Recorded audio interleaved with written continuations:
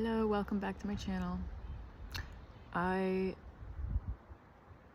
am back camping, thank God. And I say thank God because I just spent almost 3 weeks in Victoria. I have a lot to share about the energetics happening in the cities and what's happening to people behind the veil. It's not even behind the veil, behind the veil it's much scarier image and scene, but it's right there in the open as well. Like most of what's happening in humanity, the truth is right in front of us, but most are blind to it. Anyways, I feel absolutely fried. Like I've been in a microwave for 3 weeks, because essentially that's what the cities are now, with all the EMF and the cell towers and the frequencies they're emitting, the frequencies that they're intentionally emitting to fuck with us. Like, I can't even go into it right now of the different layers and levels of the fuckery. And every time every couple days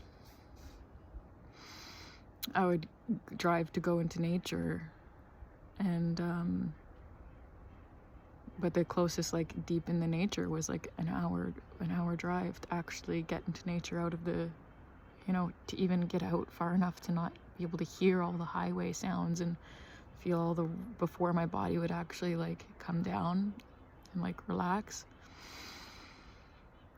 And even this is the campsite that I was guided to go to, and it's just one night, but it's not that far out of the city. But I know that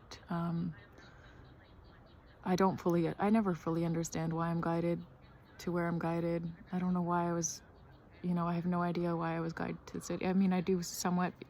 Usually I'm guided to places to unravel truths, to see behind the veils, to see what's happening to humanity through direct experience. And well, I surely got to directly experience it. And yeah, like just getting to the forest today, even though I can still feel the frequency, the energy of the city. And I'm not far out of Victoria. I'm like 30 minutes out of Victoria. And but it's all big old growth trees, so you do feel like you're quite in the forest, but I can still hear the highway. And it's a big forest. It's right on it's a provincial park. But literally, yeah, it's just like I can feel the frequencies that are even coming through the phone as I speak, the frequencies that are being, it's just a lot. And I've had a hard time handling what I've been feeling and seeing when it comes to the frequencies we're being exposed to. And I've experienced feeling quite helpless, hopeless. It's like, you see all of this stuff and then you're just like, but I'm just one person. Like, there's days that I would go to the ocean in the woods and I would just cry and just be like, Ma, why are you showing me this? I'm just one person. What am I to do? And why am I going through this? Why did you place me here to experience this hell realm? There's different layers of realities and dimensions that we are traveling through and to do the work that we're doing. And I know that I traveled to a pretty dense reality.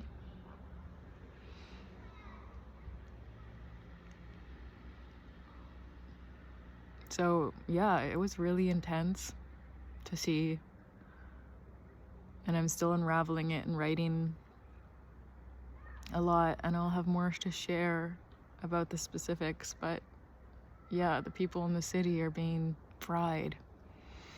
They're being hijacked through the mind, through the frequencies, with the phones. You're becoming an antenna and siphoned.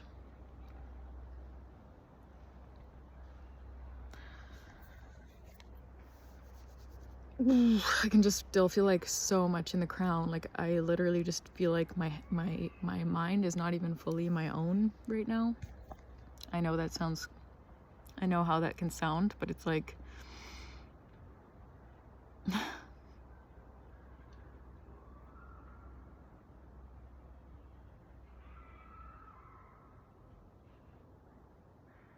yeah, there's some pretty dark agenda happening with the technology. And I know that we move through this because I've seen the timelines, and I feel the timelines where there are no cell towers anymore, that those towers get ripped down. I feel the timelines where we're living heaven on earth, where we're back living with the land and community and in harmony with all beings. So I know that this is part of the time traveling that some of us are doing, traveling through the different dimensions to shift the trajectory. Not even to shift we're just, time is on our side, because time isn't really real. So time is on our side. We have all the time in the world to travel through these different dimensions in the now, and we're always, all of us, we're all, whether we realize it or not, we're all emitting and holding different frequencies wherever we go. Even if we're operating completely unconscious, we're still doing soul work. We're still participating. The divine is moving through us still. And, we may think it's our decision to go somewhere, but the divine is placing us where we're needed. Everything is being orchestrated. So I know that somehow it all works out, and I know that love wins. And I know this. I know that we've already won, but when I'm in it, when I'm like traveling to these places and experiencing the places where humanity is really unconscious and stuck still, I can get swept up in the hopelessness, and I can get swept up in the grief of what's happening, the disconnect, because you become how I experience reality is, at different towns, I feel like I become I can feel the entire collective consciousness of the town, of the store, of, every portal I walk into, and, a whole town or a whole city, there's a collective consciousness that you're tapped into now, this web of information, and that obviously connects to the bigger web. But when you're in like a city, it's a very condensed energy. It feels like gridlocked. That's what it feels like to me. And you're trapped in this bubble, and you're accessing the web of information, the web of that conscious collective, the collective's conscious awareness. And it's disconnected. And the disconnection is coming from the frequencies that are being emitted from these towers and our cell phones. It's cutting off that connection to higher levels of consciousness, to our source, dysregulating us, vibrating us right out of our bodies, creating a lot of hopelessness and fear. There's something happening with the mind that is even creating like massive like amnesia, forgetfulness. I was like, I couldn't even think of words. Like, I can't even fully put into words everything I was experiencing yet, as I literally just left. Like, I just got to my campsite and set up. I know it's going to take me some days, weeks, maybe even months to fully unravel all of the different layers of what's happening and what I experienced, and to even like put that out into information that's helpful. But basically, get the F out of the cities if you're in the city. Like, really feeling, when I drove, I just wanted to cry when I drove into the forest here. I was just like, we cannot survive without nature. Nature is the answer. Nature is the medicine. And these concrete cities that are being built and all the cell towers that are going up, they can't survive, or we won't. If they survive, we won't. If they don't get teared down, we will not make it. And I know how that can sound, and that might sound dramatic, but it's the absolute truth. I know this. I can feel what it's doing to my body. Like, I wasn't sleeping. I couldn't sleep at night. It felt like it was creating psychosis. Like, it's full mind control. It is destroying the human cell. It literally is destroying the human from the inside out. But what the beings, the energies behind these agendas don't understand is the true power of us, the true power of the human and what we are capable of. And love doesn't understand love, because this energy behind the agenda is fear, is operating in that frequency. It doesn't understand love, and it doesn't understand the power of love, and love transcends all. And I know it can sound cliche with the way that we understand love, but we are love. God is love. The divine is love. The earth is love. It is light. We are light, and nothing can destroy it. We will prevail one way or another, but we have to wake up. We have to start saying and taking back our power, speaking up, choosing the reality we want to exist in with every decision we make.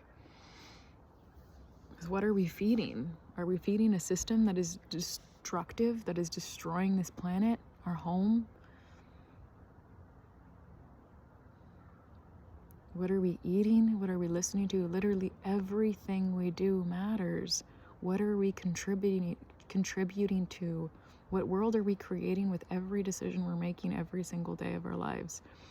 With how we choose to treat ourselves, with how we choose to treat others, with how we choose to treat animals. Everything matters. It just popped into my head, but lately I've been finding a lot of dead little creatures when I go for walks. And I found a dead little mouse, and I did a ceremony for it. Now the other's just lost in my mind, but the other one most recently was a baby snake who was dead on the road when I was on my walk. So I picked it up, and I just know this energy through me is teaching me, and I'm just listening, and it's the Divine Mother, and she's teaching me how important it is that we honor all life, that we honor all death, all the cycles of life in all its forms, and to really come back to the honoring of the land, to the honoring of the earth and all beings. The way that we think about people, the way that we talk about people, all of it matters. What we eat matters. Where was it sourced? What is the energy behind it? What are we contributing to? Where are we buying our stuff? Are we contributing and pouring our energy, our money, our time into destructive systems? Because when we do that, our energy, our life force is what creates worlds, is what creates our reality, what we focus on, what we give our energy to, our time to. So we need to remember our power of our spoken word, of our thoughts, of our energy, that we are collectively creating this reality, and take our power back. Take our power back from these systems that have been using us like puppets, using our power against us, because we have been knocked unconscious to forget that we are the creators, so that they can siphon us, so that they can extract from us, extract from the earth, to keep us under a spell. We have been spellbound for far too long, and we are waking up, and it is painful waking up, especially when it feels like you're alone in it. And I know when I look on social media, I know people are waking up in waves, massive waves across the earth, and it's happening fast. But when you're off your phone, which I try to be as much as possible, and that's the guidance I'm receiving, is stay off the phone as much as possible, because I can feel just holding it, what it's doing. and which I shouldn't even be holding it in my hand right now. I should have it on my stand. Anyways,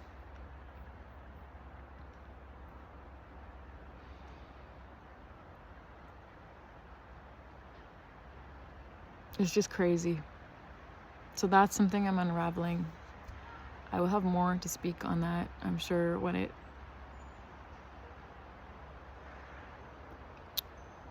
I finish integrating that experience and pulling what knowledge and wisdom I can from it to share. But yeah, it's time we wake up. Oh, that's what I was saying was, yeah, it's not easy to wake up, especially when it feels like everyone around you is still sleeping. It feels lonely sometimes, a lot of the time, because you feel isolated. And sometimes you just want to fit in again. You know, I find myself being like, there's some days where I find myself having those thoughts, and I'm like, whoa, Alyssa, watch those thoughts. Where it's like, I just want to be normal. You know, it's tiring sometimes and lonely sometimes to feel like an outsider. And I mean, I've been prepared for this work my whole life. I've felt like an outsider since I was a child, like living on the outside of the world, looking in. Like I couldn't get in, and I still feel like that. I see the world around me, and I'm like, I can't get in. And I know it's just my mission is the role I chose to on this earth, and that alone comes with a lot of grief. You know, it takes a lot of self-love. It's taken a lot of self-love and self-validation to cultivate everything from within, because I don't get validated for the work I'm doing. I can't even put into words most of the work that I'm doing. I can't get paid for most of the work that I'm doing.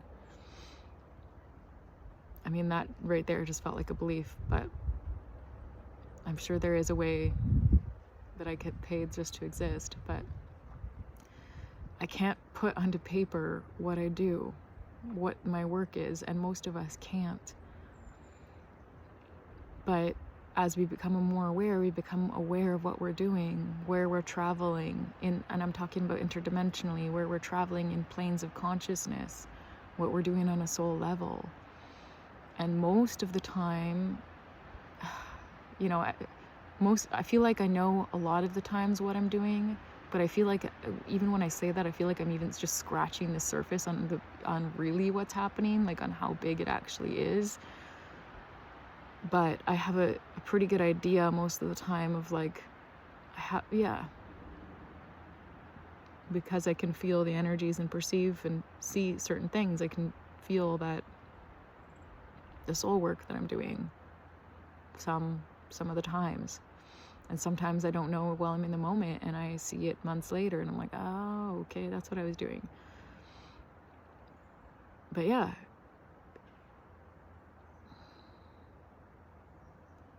it's not easy, and it seems right now, as I look at the other, as I look at Soul Family doing this work, I see us all spread out right now. And I do feel like at some point we all come together, but it feels very widespread right now, like we're all scattered across the world, doing different work, planting the seeds. And I know that's part of what I'm here for right now, is planting seeds.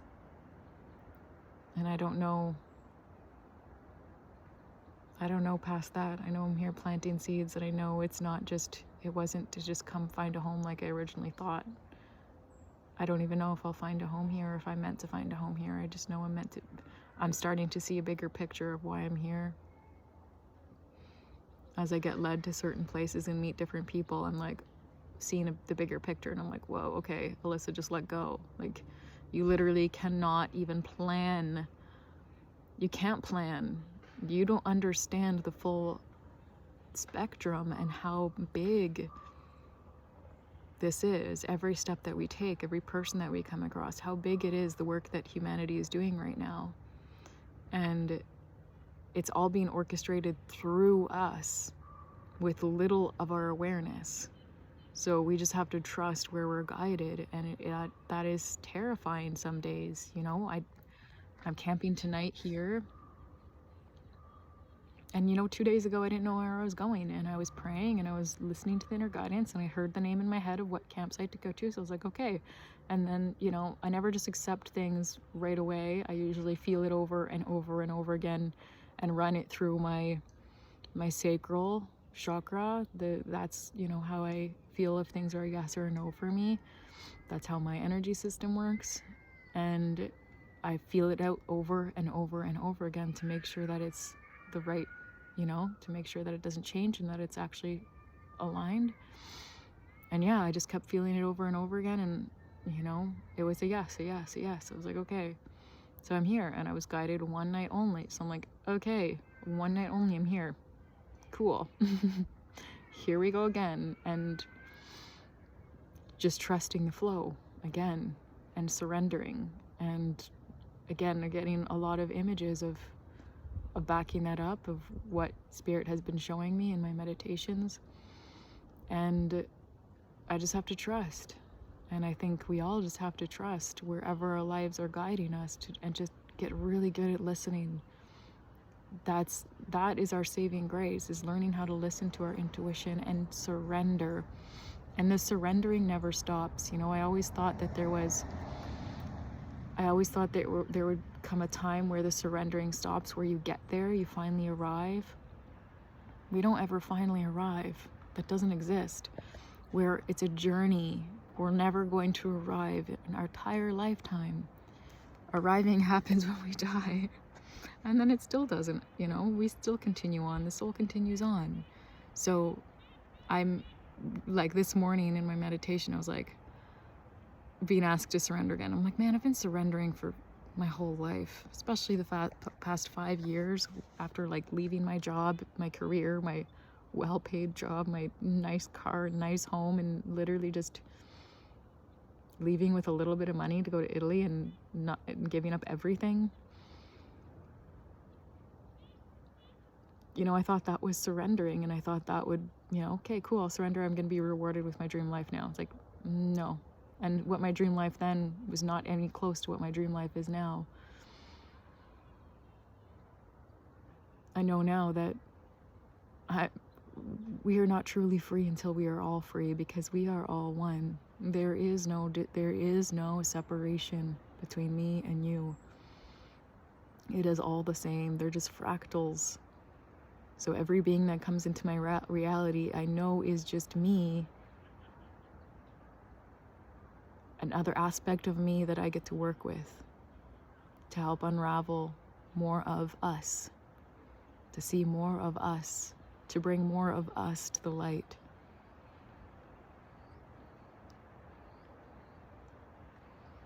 So it is full surrender, because I know I'm being guided.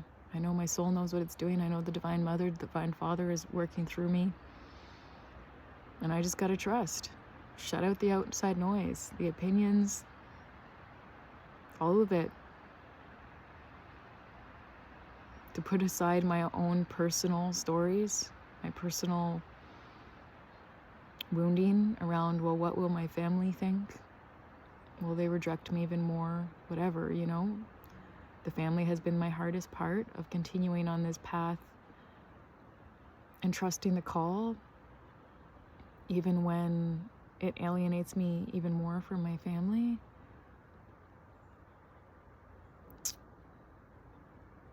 And that's also part of it, is learning how to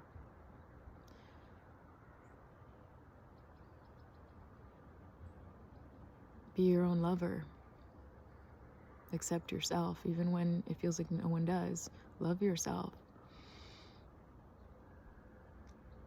To be your own support system until the right ones come in, because the right ones will. The ones that see you and your soul family. And to come to a deep acceptance of maybe your family will never see you. Like, see who you are. Maybe you'll never accept who you are. Maybe most of them won't be in your life. and learning to come to terms with that.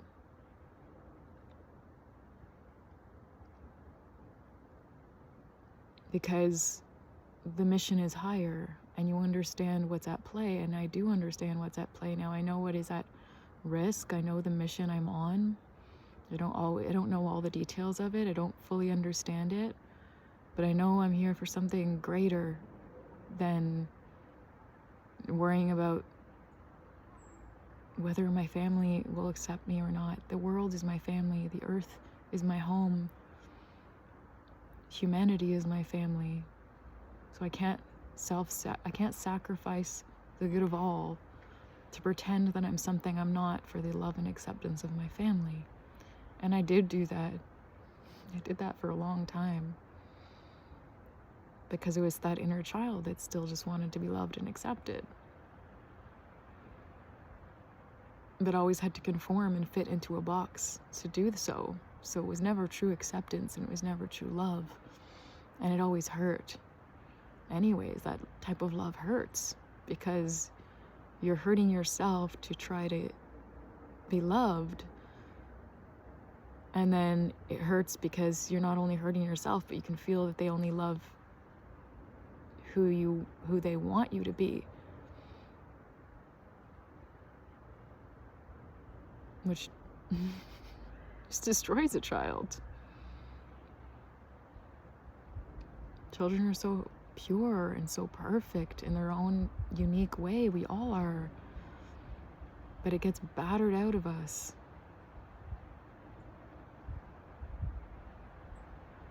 So we have to, this healing journey is really becoming the child again. And I talk about this a lot in my videos of you must become like children to enter the kingdom of God. That is in the Bible. And that, how I understand that or I decipher that is just that. We have to return to who we were when we were children. That level of purity, authenticity. They just loved everyone. Children aren't born hating. Children aren't born discriminating. Children aren't born judging. They learn that shit. It's not their truth. They're divine beings connected to source so deeply. Every child I meet, I freaking love meeting children because they're so tapped in. Even babies, they just stare at you. Like they just know everything. I know I feel like I'm being stared at by God himself, by the divine herself. And same as animals. They're pure. Dogs and cats, I just cat sit, and when I look in her eyes, I'm like, whoa, yo, you see all of me, and I know you see all of me. You see all my shit. And kids too, they see it all. And it's intense because I was a kid that saw it all. And it was especially in a intense environment. It makes you shut down your ability to see and feel when you grow up in a painful environment because it's your only way you can survive it. So the psyche protects you. You shut down memories, you shut down feeling centers, your reality gets distorted, your how you perceive the world gets distorted. Pain causes literally fractures our psyche, fractures the soul. And then we go on this massive journey soul retrieval, of returning to the divine child within us, of reclaiming all the parts of ourselves and coming home. And that's what we're going through collectively, individually, and it happens individually. And as we do it, we become a brighter light, a beacon, a mirror to reflect our wholeness to the other aspects of us, to remind them that they are whole too, to remind them of the pathway, to remind them how to reclaim themselves. Just by our mere existence, we are making a difference. We are holding the codes of remembrance.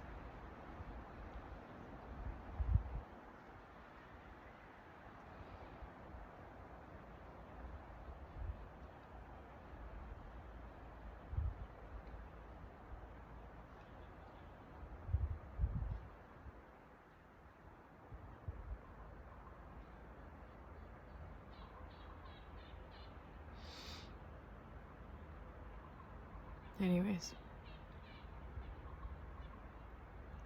I think I need to go into the woods now and just have some good old crying sessions with Ma. And yeah, I'll shoot you another update when I land wherever I am next and I have what it takes to do another video. Anyways, sending you all so much love on your journey, blessings on your journey, whatever you're going through, to trust it, to trust yourself, to trust the divine, whatever your beliefs are. It's all God, it's all one. The feminine aspect of God and the feminine and the masculine aspect of God, call it whatever you want it. It's all the same. But trust it, trust life, trust universe, trust God. It's holding you. It is you. It moves through you just as it moves through the trees, as it moves through the wind, as it moves through the plants, as it moves through the birds. It is you. You are not separate from it. It is impossible for you to be separate from it. Impossible. You are just as loved as the trees. You are just as taken care of as the trees, as the flowers. They don't think about when they're gonna bloom. They don't think about when it's gonna rain. They just be. And everything happens for them. The rain comes when they need rain. The sun comes when they need sun. The winter comes when they need rest. The seasons happen naturally, and you happen naturally. So surrender. That's the message I've been getting over and over and over again, is Alessa, let go, let go, let go, let go, surrender, surrender, surrender. And it's been the biggest death and rebirth. I feel like I haven't hit the rebirth yet. I feel like sometimes I'm coming out of it and then it's like I get sucked into another wave of it. And it requires a lot of letting go, because the more you surrender and the more you let go, everything happens for you. That is the key. That is the magic of the divine feminine that lives within us all. Rest and receive. Surrender, and all is done. All is done. There's nothing to strive for. Most of what we're living for is an illusion.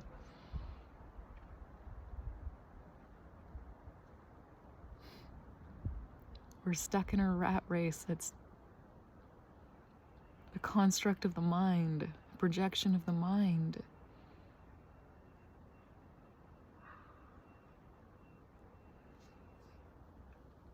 Anyways, I know I already tried to wrap this up, but yeah, wishing you all so much on your journey. Just keep trusting, keep surrendering, keep letting go of the identities, of the attachments, of who you think you are, what you think you're here for. The more you surrender and let go, the more it becomes clear, because everything that you are not starts to fall away, and everything that you are, that's already there, that's always been there, that has never gone anywhere, begins to reveal itself. You begin to make space for your soul to come back into your body. For those parts of you that you rejected, that you pushed away, those aspects for you start to call them home. Self-love is key. Self-acceptance is key. So, at the same time, when I have the days of like grieving over the people in my life that I love so much that can't accept me for who I am, I just remember that they're my teachers, that they're turning it back on me, being like, on a soul level, they're being like, no, learn to love yourself. Learn to find safety within yourself. Learn to find love within yourself. Learn to find stability within yourself. Learn to find validation within yourself. Like all of these things that we're programmed to find outside of us, these teachers that come into our life, everyone is our teacher, everyone that has come into our life. So it's like, yes, there's the part of me that gets wounded and has certain wounds still to work on, but it's like those wounds are also your blessing. Though the people in your life that have wounded you, they have soul contracts with you. They signed up. You agreed together before you came here to Earth to have those experiences together to help each other grow. The people that have hurt you the most, even, the people that have hurt me the most, my biggest pain has become my biggest blessings. And there's some days that there's some days that I wouldn't dare say that. Well, no, I would still say it, but there's some days I don't want to even think about that, because some days I just want to be angry, because that is also part of this experience. We cannot deny the human. We have to feel it all. Simultaneously, while I know I'm blessed for that wound, and I know that person, that soul, agreed to hurt me in that way so that I could have that experience, because that wound led me to my power, that wound led me to my awakening. Whatever it is, the medicine that was in that wound, I know how divine it was. So it's like, okay, I understand how divine it was, but that doesn't mean that person doesn't have to, answer to the consequences of hurting another being, because you do. That doesn't mean that I have to have this being in person in my life. That doesn't mean that you don't set boundaries. That doesn't mean there's no consequences. And that doesn't mean that we don't have to forgive. And we forgive in our own timing, but forgiveness is not just for the other person. It's mostly about us. It's like drinking poison and expecting the other person to die. You've probably heard that before. And I know this as truth from my own path of learning how to forgive. And still, there's layers and layers and layers of forgiveness, even with the same person. It could be your whole life you're forgiving them. You think you've forgiven him, then another wave comes up, another layer comes up. So we just need to be gentle with ourselves and love ourselves. Like, truly love ourselves the way that we've always wanted to be loved, the way that we would love a child, or want a child to be loved, or the way we wanted to be loved as a child. It's pretty easy for me to learn how to love myself. It's just like listening to that little girl inside of me and being like, what did I need when I was a child? And then I have compassion, even the moments where I'm like upset with myself, or I'm having a hard time forgiving myself for something, because I can be extremely hard on myself. I learned that in childhood. And now, in the moments where I'm being hard on myself, I'm like, oh man, like, I think of her, the little girl, and it's like, I can have compassion for myself, because I'm learning to love myself the way I've always deserved, but I was never shown.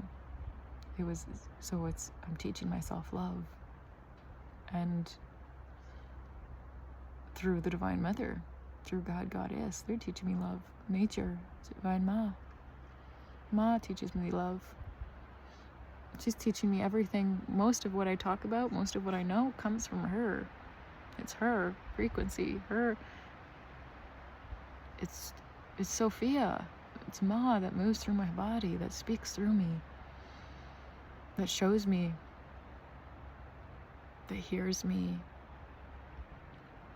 We are her. We just have to open to that aspect of ourselves. We just have to open to love.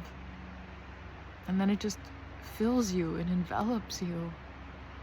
And it's a practice, because some days I fall out of it. And it's like, you don't ever fall out of it, but sometimes I disconnect from that place within myself. I get caught in the mind, I get caught in stories, and I forget. And less and less I forget. And it's like a muscle. The more we shed and the more we awaken and the more we practice, which is practice love, practice mindfulness, practice, whatever it is that helps us stay connected to that truth within us, which for me, there's a lot of things. But overall, it's having practices that I come back to every day to help me remember, because this is the Great Awakening, and there's a lot of energies that are attempting to keep us asleep too. So it's like a constant. This is why daily practice is so important. Having a practice of going into nature, connecting with nature, having a practice of meditation, of dance, moving your body, whatever. I structure my life, or my whole day is, most of the time, is like a moving prayer. I'm intentional with my food. It's a practice that helps me awaken, with being grateful for what I'm eating, acknowledging the earth, thanking the earth, with having cacao most days, a prayer with her medicine, to thank her, to be grateful for her and her medicine and her teachings, and open my heart more, to help me remember more, to go out in nature to spend as much time with her, to listen to her, because she's always speaking. We just have to listen. Our ancestors knew how to listen. They knew how to communicate with nature. We're remembering. It's coming back online hot and fast. And I just listen to her guidance to clean my body so that I can hear better, so I can feel better, so that I can reclaim my full sovereignty of my body, of my mind. I just follow her. So if she says jump, I jump. If she says go there, I go there. Even if I'm scared, even if I'm tired. And lately I've been tired. Man, even in my dreams, my dream realms are wild.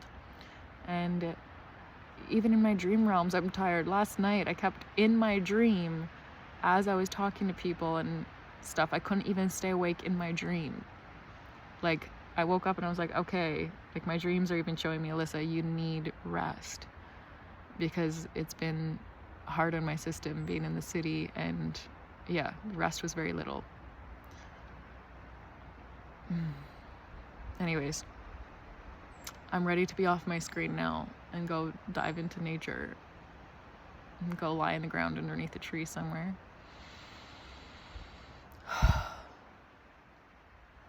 But I'll share more when I can. Look at how beautiful Ma is. In my little tent. I'm very happy to be back camping, even though it's getting cold. But we'll see how life continues to unfold. Anyways, much love, Soul Fam. Ciao.